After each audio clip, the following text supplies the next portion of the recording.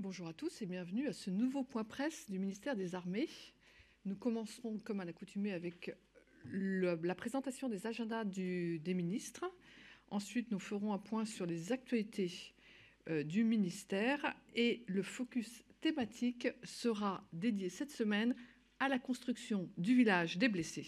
Et à cette occasion, le chef du projet, le général de division Walter Lalubin, nous présentera cette structure destinée à accueillir les blessés.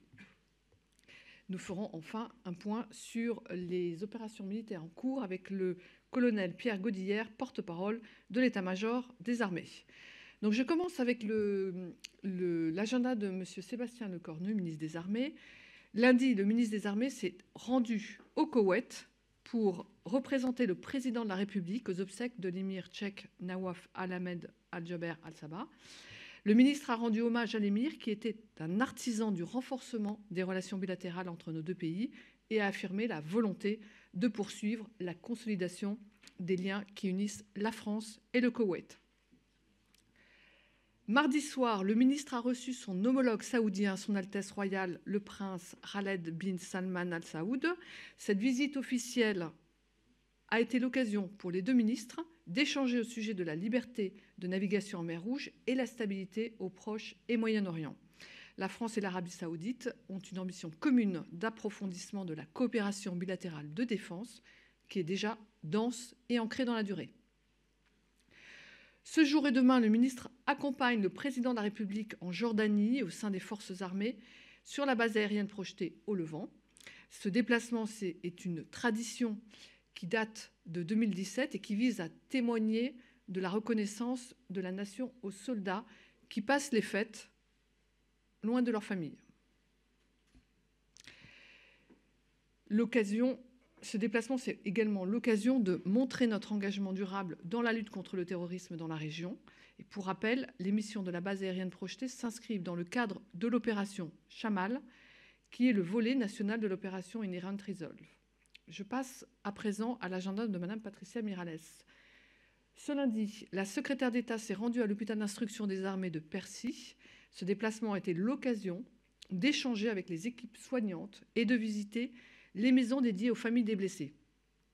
Pour rappel, ces maisons permettent de loger gratuitement les familles éloignées en cas d'hospitalisation de leurs proches. Comme le prévoit le plan blessé 2023-2027, tous les hôpitaux d'instruction des armées disposeront en 2026 de ces maisons. En 2025, des maisons d'accueil seront construites à Marseille, Brest et Metz, et l'année suivante à Bégin. Elle a ensuite présidé le deuxième comité de suivi du plan d'accompagnement des blessés et de leurs familles. Ce comité s'est terminé par la restitution des travaux à l'hôtel de Brienne. Mardi, la secrétaire d'État s'est entretenue avec le général de corps d'armée Wang Chuan-Chien, vice-ministre de la Défense du Vietnam, afin d'échanger notamment sur les questions de mémoire partagée et sur les commémorations à venir de la bataille de Dien Bien Phu. En fin de journée, Mme Miralles était également aux côtés du ministre des Armées pour accueillir le ministre de la Défense d'Arabie Saoudite à l'Hôtel national des Invalides. Je débute les actualités du ministère en vous annonçant que pour la 3e année d'affilée, le ministère des Armées s'associe à l'association d'intérêt général Tremplin Handicap pour inciter les écoles militaires, mais aussi tous les étudiants post-bac à participer au concours vidéo Handicap étudiants tous en scène.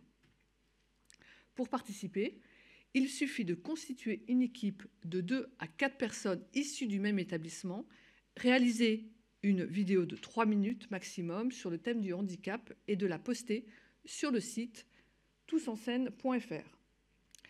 Pour rappel, en 2022, le ministère des Armées a lancé son 7e plan triennal handicap et inclusion avec, pour premier axe, le développement du recrutement, notamment celui des jeunes en situation de handicap. À ce titre, le ministère dispose d'un réseau de référents handicap dans chacune de ses unités. Ce 7e plan s'inscrit dans la continuité des plans précédents et notamment du plan handicap-inclusion 2019-2021. Et il a permis de définir et de coordonner la politique ministérielle en matière d'insertion professionnelle et de maintien en emploi des personnes en situation de handicap. Je continue les actualités en vous informant que le ministère, représenté par l'Agence Innovation Défense et le secrétaire général pour l'administration, a signé une convention de partenariat avec le Centre national de la recherche scientifique innovation. Cette branche du CNRS a pour objectif de valoriser et transférer des technologies innovantes vers l'industrie. Cette convention vient renforcer les liens entre le ministère des Armées et le CNRS, qui collaborent depuis 2020 pour développer les coopérations scientifiques et technologiques. Les objectifs déterminés par la Convention sont nombreux. On peut en retenir déjà détecter des acteurs et projets innovants en appui du ministère des Armées, accompagner les start-up au service de l'innovation de défense et partager des informations relatives à l'innovation. À ce titre, un comité de pilotage commun se tiendra à minima une fois par an avec pour objectif le suivi des actions communes engagées par les parties. Comme je l'avais évoqué la semaine dernière, la remise du prix Erwan Bergot s'est tenue le 14 décembre en présence du général d'armée Pierre Schill, chef d'état-major de l'armée de terre, et c'est l'historien François Broche qui a été récompensé pour son livre intitulé « Il n'avait pas 20 ans, la révolte des jeunes 1940-1944 ». Journaliste et historien spécialisé dans la Seconde Guerre mondiale, François Broche est par ailleurs le fils du lieutenant-colonel Félix Broche, compagnon de la Libération, mort pour la France à Bir Hakeim en 1942. Pour composer cet ensemble de 18 portraits de jeunes résistants, l'écrivain s'est appuyé sur des documents inédits. L'ouvrage qui met en lumière les jeunes résistants français a particulièrement touché le jury avec sa retranscription fidèle de l'honneur et du courage de ces Français. Et François Broche a écrit son livre à partir de sources inédites et de témoignages personnels. L'héroïsme de ces jeunes, portés par leur amour pour la France et pour la liberté et leur engagement envers leur pays, invite le lecteur à réfléchir sur des valeurs portées par les armées telles que l'engagement, le courage, le dépassement de soi et l'altruisme. Depuis plusieurs années, l'armée de terre encourage ses soldats à s'exprimer par l'écriture et la littérature, au-delà des ouvrages à visée stratégique ou historique, offre une perspective authentique sur la réalité au combat.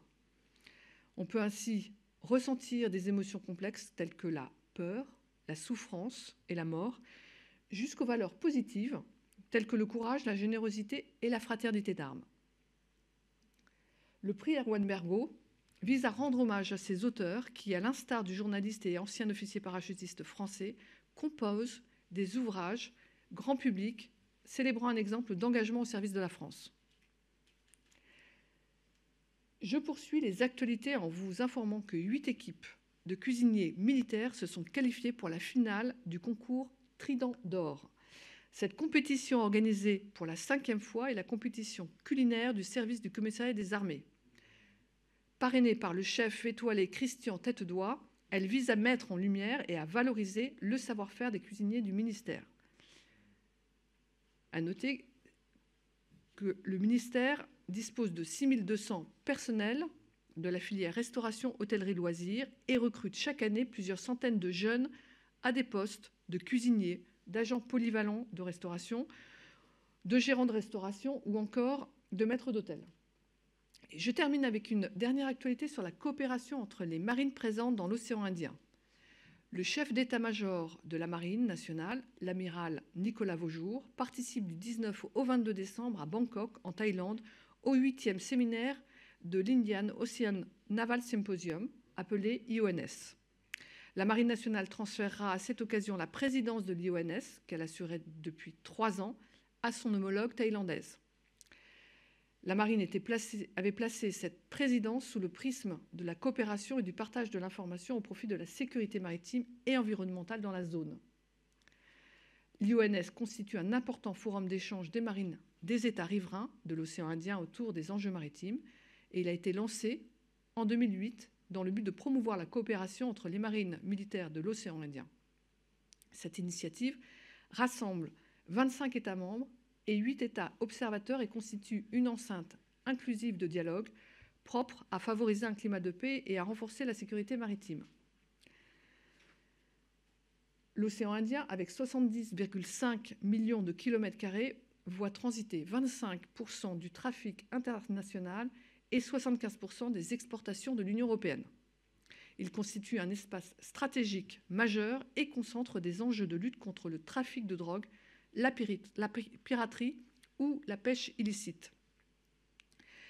Riveraine de cette immense zone maritime avec une zone économique exclusive de 3,1 km², la France œuvre aux côtés des autres pays de l'océan Indien au profit de la sécurité maritime et de la liberté de navigation grâce à ses forces déployées en permanence dans la zone.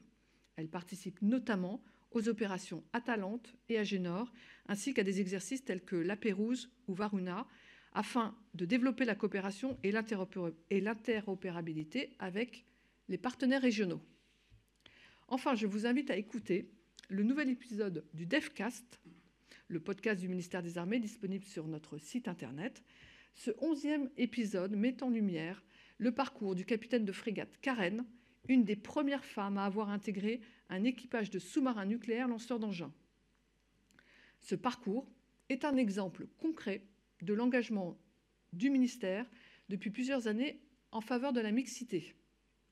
Je vous rappelle que l'égalité professionnelle au sein du ministère des Armées est inscrite dans la LPM depuis 2019 avec deux objectifs: améliorer l'égalité des droits entre les femmes et les hommes et assurer l'égalité dans les faits.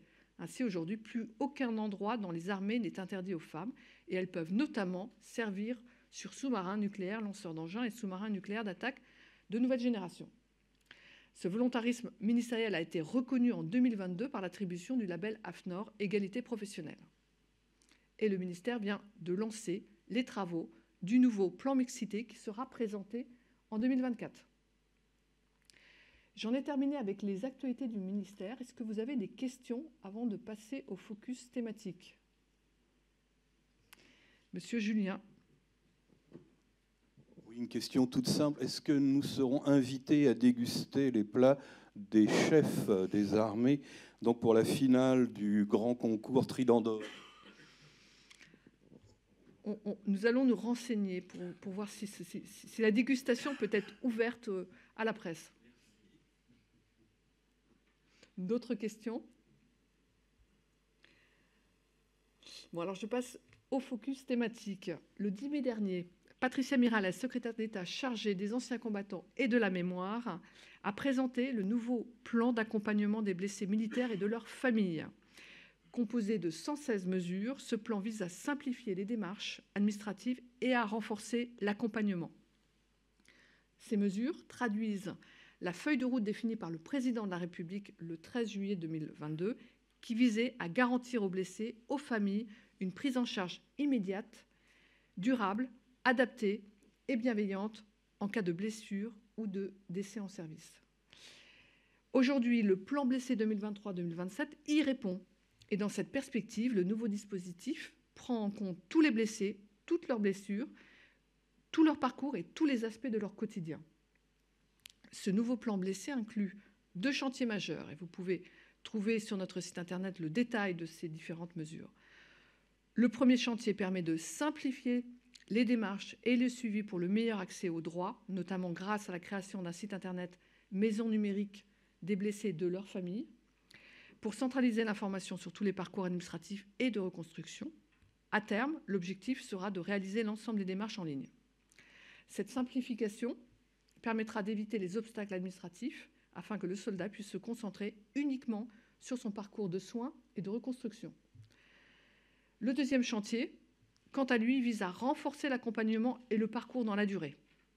Il permettra de développer des dispositifs d'accueil des familles éprouvées comme les maisons des familles au sein des hôpitaux.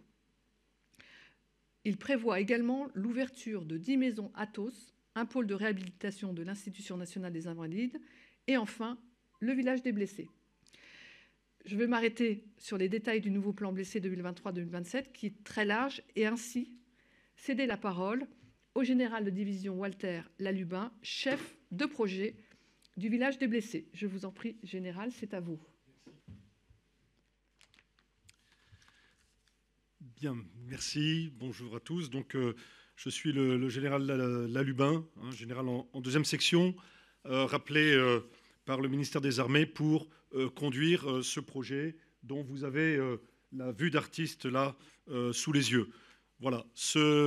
Alors l'origine de ce projet, de cette intention, c'est tout simplement le nombre croissant de blessés en service et de blessés notamment en opération au cours de toutes les dernières années, entre le début des années 2010 et le début des années 2020.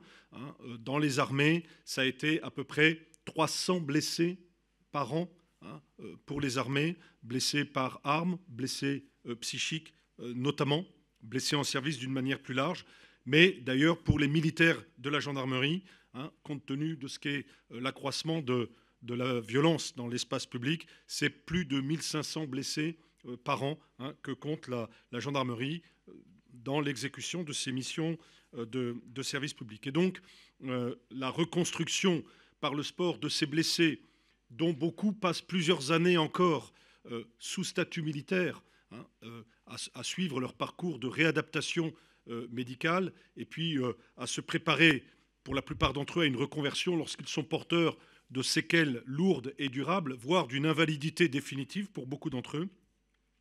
Cette reconstruction des blessés, elle est immédiatement consécutive à la phase hospitalière de réadaptation médicale, et elle est bien sûr accompagnée par les cellules d'aide aux blessés des différentes armées et services, et d'une manière générale par les armées, le commandement de proximité dans les régions, dans les garnisons, et bien sûr en lien avec le service de santé des armées. La reconstruction par le sport, donc, intervient après cette phase hospitalière. C'est la deuxième mission importante du Centre national des sports de la défense, situé à Fontainebleau, en forêt de Fontainebleau. Et ce que vous voyez là se situera dans l'emprise du Centre national des sports de la défense. Cette reconstruction par le sport, ça signifie, de la part du CNSD, la délivrance chaque année de 70 stages.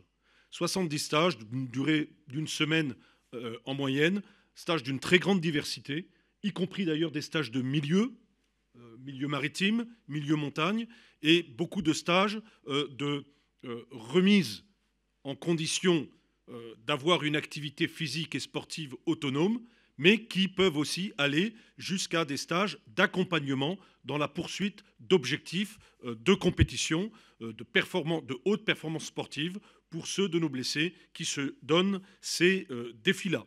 Et puis, pour un certain nombre de ces stages, bien sûr, les familles sont accueillies pour vivre avec le militaire blessé ces activités de remise en autonomie, en conditions sportives et de connaissance de ses propres connaissance et développement de ses propres capacités.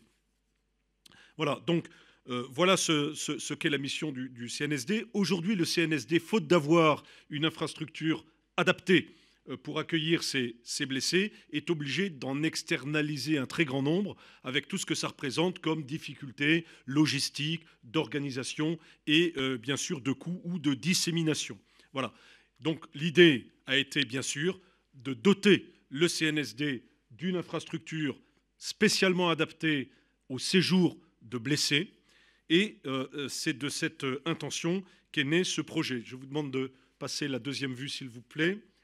Voilà. Alors, ce projet, il se déploiera dans une prairie arborée à l'intérieur de l'emprise du Centre national des sports de la défense, à proximité immédiate de tous les équipements sportifs et bien sûr de toutes les installations de soutien, restauration, centre médical du CNSD. Et pour autant, il sera dans un environnement un petit peu isolé, adapté, ce qui permet aux blessés d'avoir un cadre de vie véritablement autonome, accueillant et même plaisant, ce qui est d'ailleurs un aspect important pour nos blessés psychiques, qui constituent quand même 70% des blessés dont je viens de vous parler. Les environ 2500 blessés suivis par nos cellules d'aide aux blessés, toujours sous statut militaire. 70% de ces blessés sont blessés psychiques, que cette blessure soit associée ou non à une blessure physique.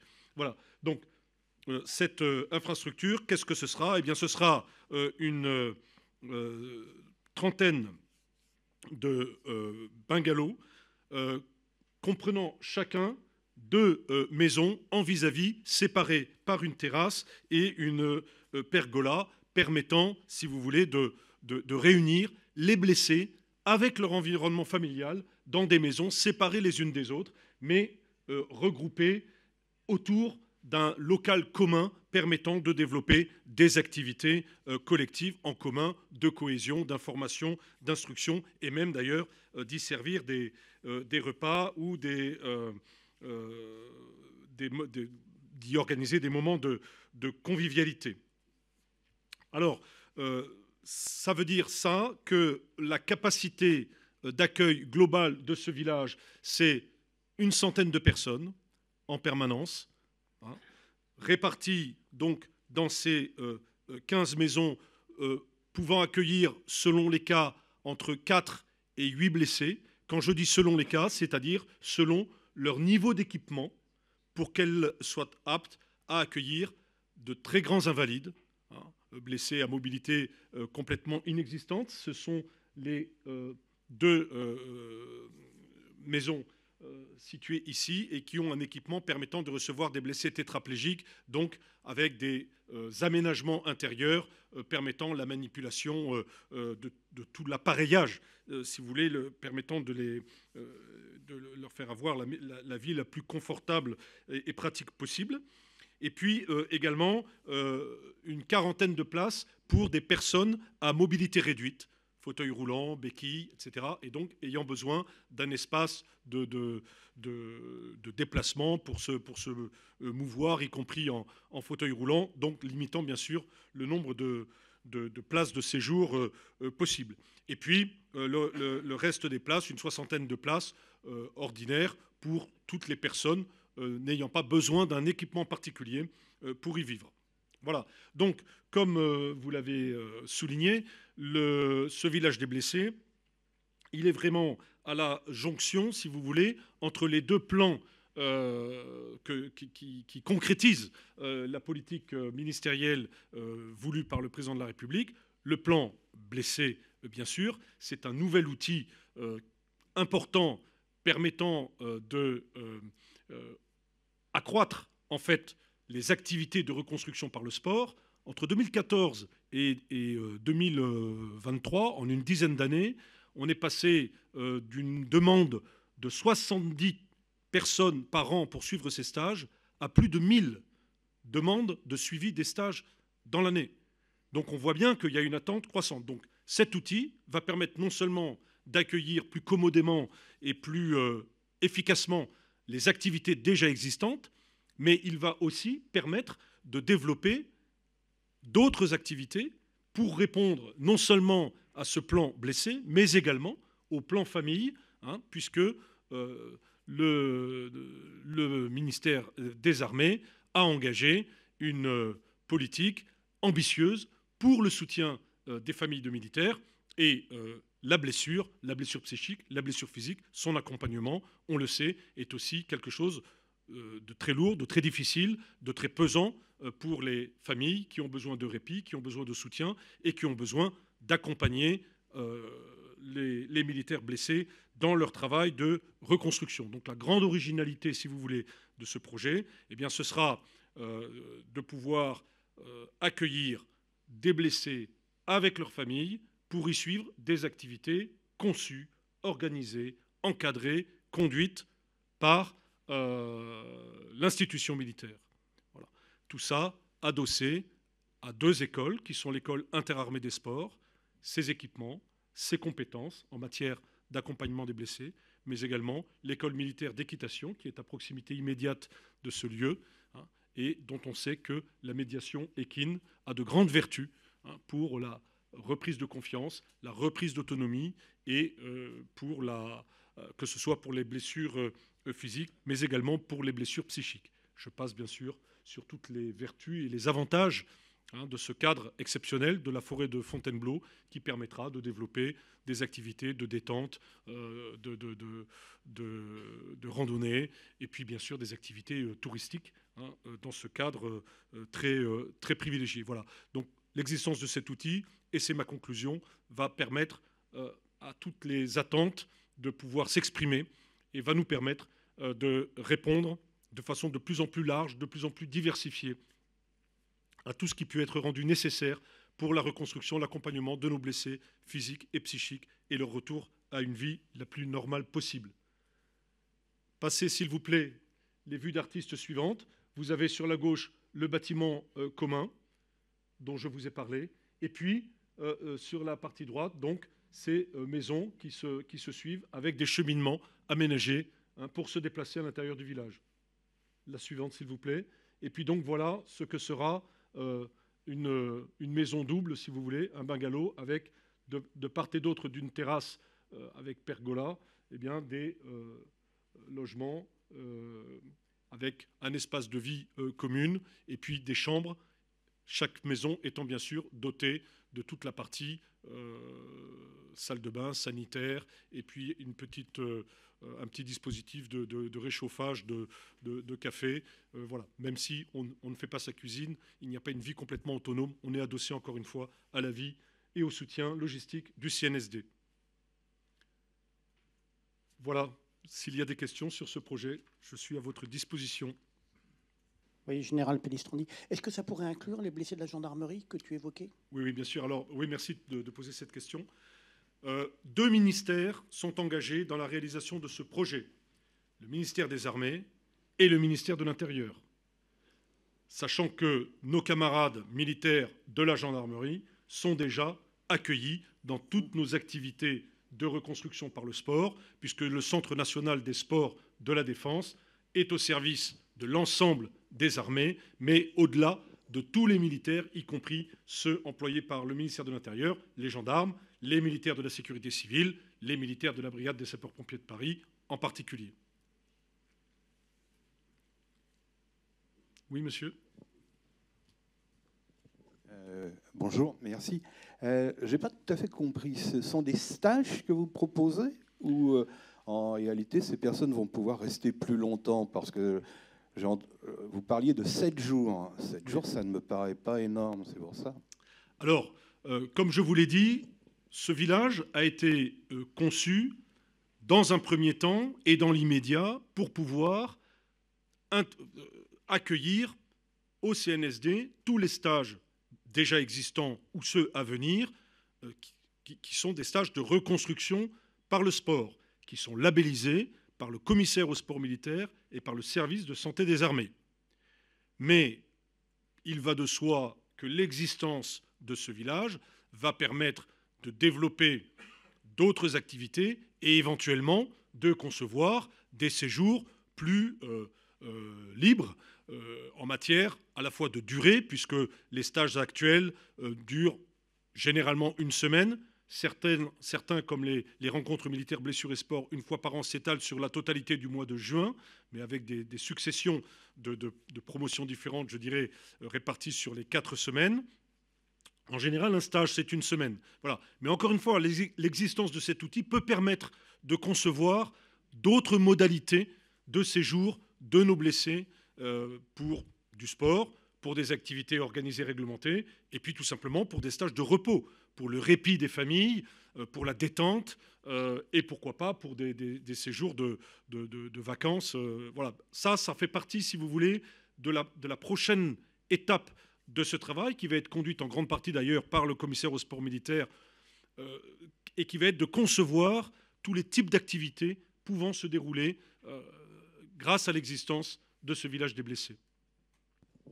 Oui, à nouveau Général Pellistrandi. Il y a un chef de village, entre guillemets, ou alors, un médiateur, enfin, oui, dans l'enceinte Alors, ce village sera partie intégrante du Centre national des sports de la Défense.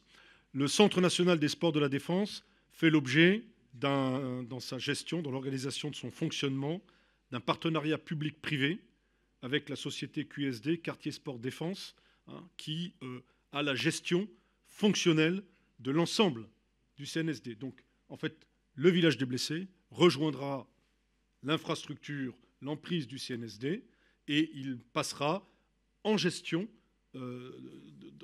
sous les mêmes modalités de fonctionnement que le reste du CNSD. Alors après, que le commandement du CNSD désigne une personne particulièrement chargée du suivi du fonctionnement, c'est quelque chose d'assez vraisemblable, mais nous n'en sommes pas encore à cette finesse de modalités de fonctionnement. Oui, j'ai oublié de le dire.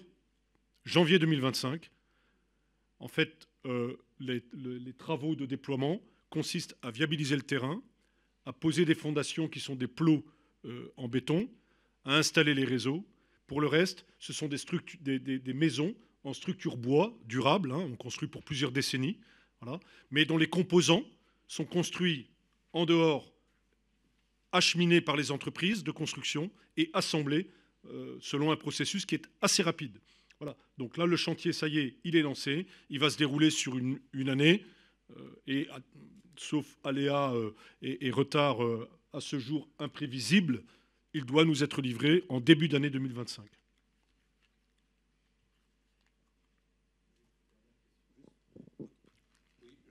Ils vont donc avoir accès à toutes les installations, infrastructures de l'EIS. Oui. Plus l'école militaire d'équitation. Exactement. Ils auront accès à toutes les installations, ce qui est d'ailleurs déjà une réalité hein, pour les stages qui s'y déroulent, sachant que le CNSD, encore une fois, c'est sa deuxième priorité, c'est sa deuxième mission, hein, il y en a 9 au total, c'est sa deuxième mission prioritaire que la reconstruction par le sport des blessés. Les cadres du CNSD, les cadres sportifs, ont la compétence pour encadrer des activités spécialement adaptées aux personnes handicapées, et les équipements sont également faits pour permettre ces activités. Et nous allons passer maintenant au point sur les opérations françaises en cours avec le colonel Pierre Godillère. Merci Madame la Directrice. Et bonjour. Avec une diapositive sur le flanc est de l'Europe. On commence avec Lynx du 10 au 14 décembre, où notre sous-groupement tactique interarmes a participé à l'exercice Karujat-Hakel, une séquence qui a rassemblé plus de 400 soldats français et britanniques et permis d'éprouver les capacités grand froid notamment et l'interopérabilité des nations alliées dans un exercice complexe de relève de position entre des VBCI, des véhicules d'infanterie Griffon français et des chars lourds Challenger britanniques. Cette séquence qui illustre donc l'engagement des deux alliés au profit du renforcement de la posture défensive et dissuasive de l'Alliance sur le flanc Est. Donc des Griffons et des Challenger britanniques. En Lituanie, le 14 décembre, 3 Mirage 2000-5 ont réalisé un entraînement conjoint avec 4 F-35 italiens pour un des premiers vols d'entraînement de type Fighter Integration et défense solaire. Ainsi, un Mirage 2000-5 et 4 F-35 se sont confrontés à 2 Mirage 2000-5 qui jouaient la force d'opposition. L'objectif principal de cette séquence est le perfectionnement des procédures interalliées entre des chasseurs de toute dernière génération. Depuis 2014, les Alliés mettent en œuvre un dispositif de police du ciel renforcé sous le commandement de l'OTAN, et c'est dans cette optique-là que s'inscrit le déploiement des Mirage 2000-5 en Lituanie. En Roumanie, depuis le 18 décembre, le bataillon multinational sous commandement français participe à un exercice qui s'appelle Eagle Spearhead, exercice de terrain interallié avec les Belges, les Luxembourgeois, les Polonais et les Portugais sur le camp de Chinku.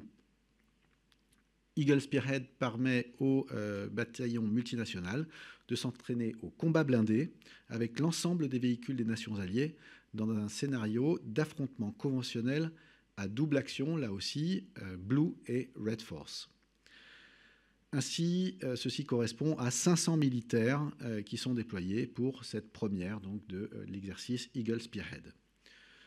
On vise à consolider l'interopérabilité du bataillon multinational et de ses composantes, et un exercice qui illustre la crédibilité et la détermination de l'Alliance dans la défense du flanc est de l'OTAN. On passe en Méditerranée centrale. Dans le cadre de l'opération Irini, donc EUNAVFOR Med, c'est un E-3F AWACS de l'armée de l'air et de l'espace qui a effectué un vol de surveillance le 15 décembre, une présence qui permet d'enrichir la connaissance de l'activité maritime et aérienne dans des zones de l'opération dépourvues de couverture radar. Sensible au risque que les trafics pétroliers et d'armement font peser sur la stabilité régionale, la France poursuit son engagement au profit de cette opération Irini. En Afrique, on commence par le Niger, où le désengagement des forces françaises se finalise en bon ordre et en sécurité. À la date du 19 décembre, il reste moins de 100 militaires français sur la base aérienne projetée de Niamey, qui finalise donc les opérations logistiques de désengagement vers la France. Il ne reste plus de troupes combattantes, de véhicules blindés, ni aucun aéronef de combat depuis plus d'un mois. Des rotations aériennes quotidiennes sont effectuées pour achever le désengagement du fret, avec le concours supplémentaire d'aéronefs alliés. Et en parallèle, des convois civils, logistiques, permettent d'évacuer du fret non sensible vers la région pour un acheminement par voie maritime. Les détachements, le fret et les véhicules désengagés rentrent en France afin d'être réinsérés dans leur cycle de préparation opérationnelle. Dans le golfe de Guinée, après une patrouille de surveillance maritime, le patrouilleur de haute mer, le PHM, enseigne de vaisseau Jacoubet, a accosté le 14 décembre à Conakry pour une escale dédiée aux activités de coopération. Le 16 décembre, le PHM a appareillé avec 2 bâtiments de la marine guinéenne pour un entraînement conjoint de sûreté maritime. Des opérations de visite ont été menées, une patrouille de surveillance des pêches. Tout ceci témoigne de l'excellente coopération entre les marines guinéennes et françaises. La présence du Jacoubet est renforcée par le déploiement d'un avion Falcon 50 de la Marine nationale qui est stationné à Dakar. Celui-ci a été sollicité directement par la marine sénégalaise pour contribuer à la relocalisation d'un navire suspecté de trafic illicite au large du Sénégal. Je vais vous décrire la séquence. Cette action, donc une relocalisation dans un premier temps et un guidage d'embarcation rapide d'un patrouilleur de haute mer sénégalais. C'est donc une action commune qui a permis de saisir 3 tonnes de cocaïne. Et dès le lendemain, ce même Falcon 50 a embarqué un inspecteur de pêche sénégalais pour une mission de surveillance des pêches et des pollutions illicites. Il a ainsi permis la détection de 3 navires en infraction susceptibles d'être poursuivis par les autorités sénégalaises. Ce début de déploiement illustre la complémentarité de moyens et la confiance unissant le Sénégal et la France dans la lutte contre les trafics illicites, des actions qui s'inscrivent dans le cadre des processus de sécurité maritime de Yaoundé visant à assurer la sécurité en mer dans la région. On bascule au Proche et Moyen-Orient. D'abord au Liban, le 18 décembre, une section de l'escadron de reconnaissance et d'intervention ERI du contingent français de la Force Commander Reserve a été déployée dans la zone de responsabilité italienne. Cette séquence a permis aux 2 partenaires de partager leur savoir-faire opérationnel respectif et de présenter leur matériel qu'ils emploient au Liban. Ces déploiements dans l'ensemble de la zone de responsabilité de la FINUL permettent à la FCNR de reconnaître l'ensemble de la zone d'action et ces patrouilles ponctuelles garantissent la capacité de la FCR, donc la Force Commander Reserve, à intervenir rapidement en tous les points de la zone. Ensuite, à Al-Arish, au sud de la bande de Gaza, depuis le 28 novembre, le PHA d'Ixmude, le porte-hélicoptère amphibie d'Ixmude, accueille une structure hospitalière inédite qui accueille des patients blessés issus du conflit dans la bande de Gaza. Et je vous propose de découvrir un film qui retrace les activités à bord.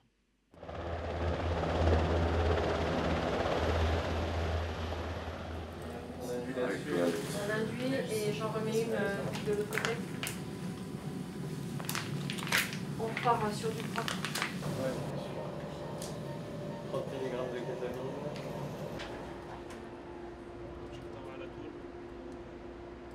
Conformément aux annonces présidentielles, le Dixmude a reçu l'ordre d'appareiller en direction de l'Égypte et plus précisément du port d'El Arish. Notre mission a apporté une assistance humanitaire au profit des populations actuellement durement touchées par le conflit au Proche-Orient. La mission du porte-hélicoptère amphibie d'Xmude est double. La première, être en mesure d'apporter du fret humanitaire. La seconde, apporter au profit des populations des soins hospitaliers pour ceux qui en ont besoin.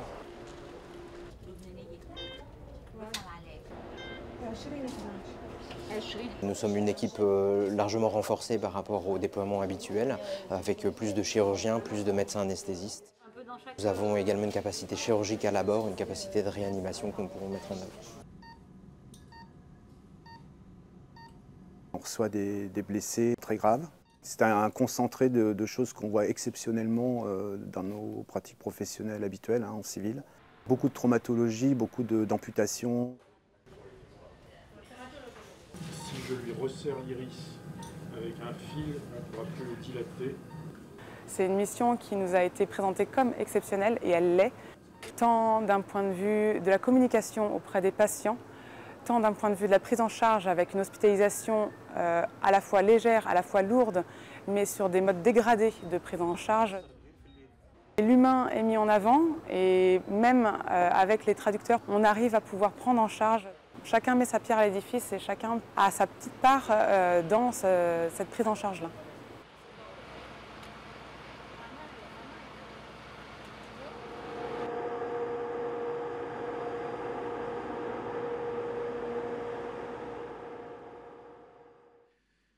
Donc voilà ce film qui résume à ce stade les activités opérationnelles, médicales bien sûr, qui s'effectuent depuis le 28 novembre à bord, en étroite collaboration avec les autorités de santé locales.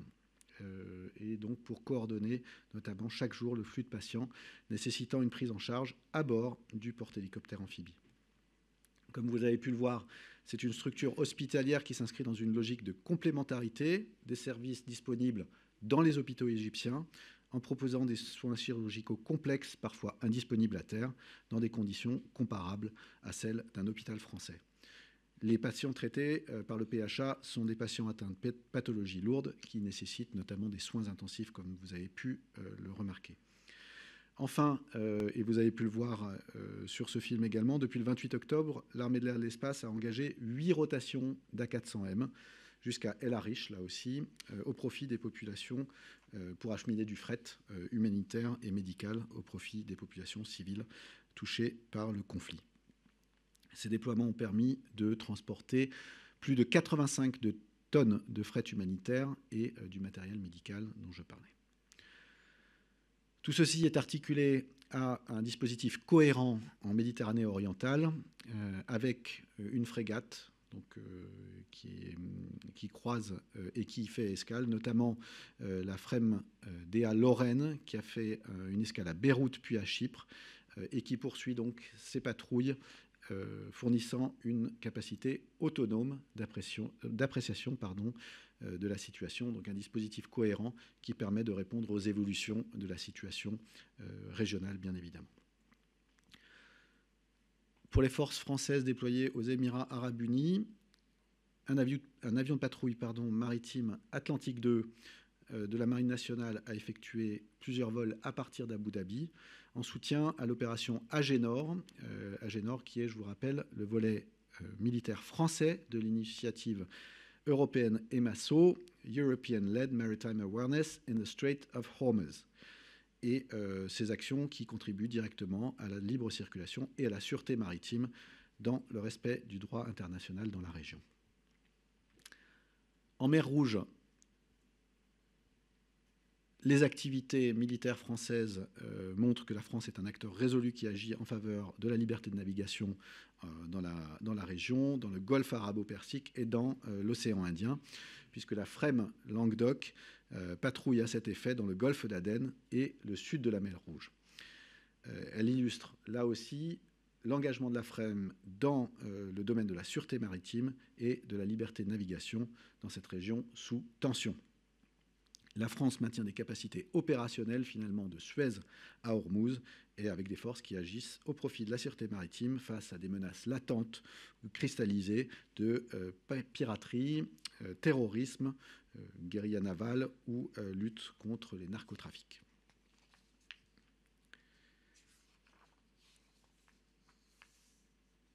En Indo-Pacifique, pour les forces armées dans la zone sud de l'océan Indien. Du 19 au 21 décembre se tient l'exercice Paille en queue, qui inclut la présence de la frégate de surveillance Floréal, Nivose, du patrouilleur Le Malin, du bâtiment de soutien et d'assistance outre-mer Champlain et du bâtiment de ravitaillement des forces Jacques Chevalier. Il y a eu des séquences de tir en mer par le 2e régiment de parachutistes d'infanterie de marine, d'entraînement à la visite de bâtiments ou encore à la navigation en formation. Cet exercice permet d'entretenir le savoir-faire opérationnel des FASOI et de démontrer leur capacité d'engagement dans les missions de présence et de souveraineté. L'opération, on va passer à Mayotte, oui. L'opération d'aide à la population de Mayotte, qui s'appelle MAGI, se poursuit. Les 5 camions logistiques lourds dont nous avions parlé il y a quelques semaines acheminent quotidiennement des conteneurs sur les sites de distribution et ce sont 150 militaires déployés pour cette opération qui distribuent 500 000 litres d'eau par jour afin d'amplifier la distribution d'eau à la population de Mayotte.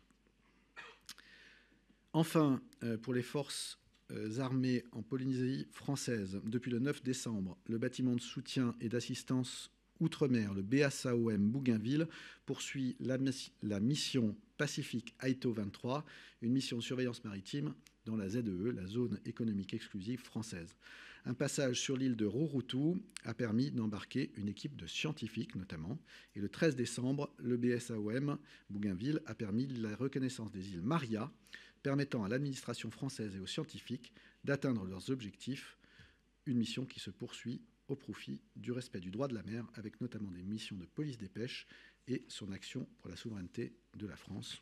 J'ai terminé mon tour des opérations et je suis prêt à répondre à vos questions.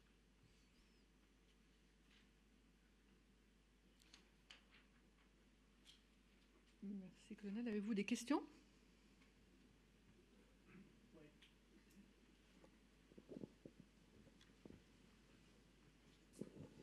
Oui, pour la catégorisation des blessés pour le Dixmude, qui fait la catégorisation ?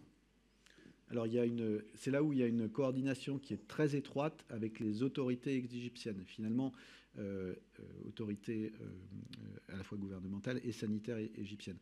Et le porte-hélicoptère amphibie accueille les blessés une fois que ce processus a été réalisé à terre, bien sûr.